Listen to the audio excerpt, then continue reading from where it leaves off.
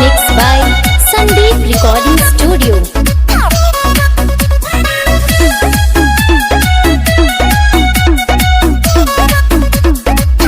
हमरा खूटा से कहियो ते खुली है जो बाटे दूसरा के हमरा के भूली है जो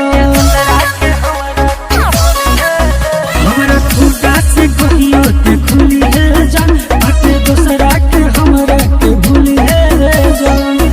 हो जाओ पतूरा खाती मिली नहीं जिंदगी में प्यार आईसा पलटी जानी मरी है रे पगली नीतीश कुमार जैसा पलटी जानी मरी है रे पगली नीतीश कुमार जैसा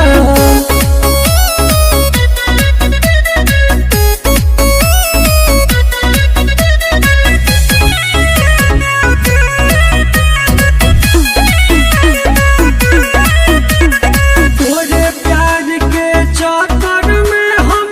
छोड़ देनी पढ़ाई रे दोस्त भी अब दुश्मन भइल जब से भइल लड़ाई रे तोरे प्यार के चक्कर में हम छोड़ देनी पढ़ाई रे दोस्त भी अब दुश्मन भइल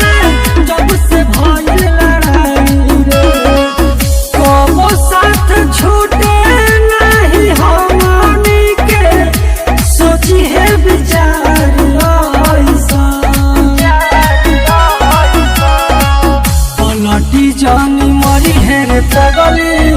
नीतीश कुमार जैसा पलटी जानी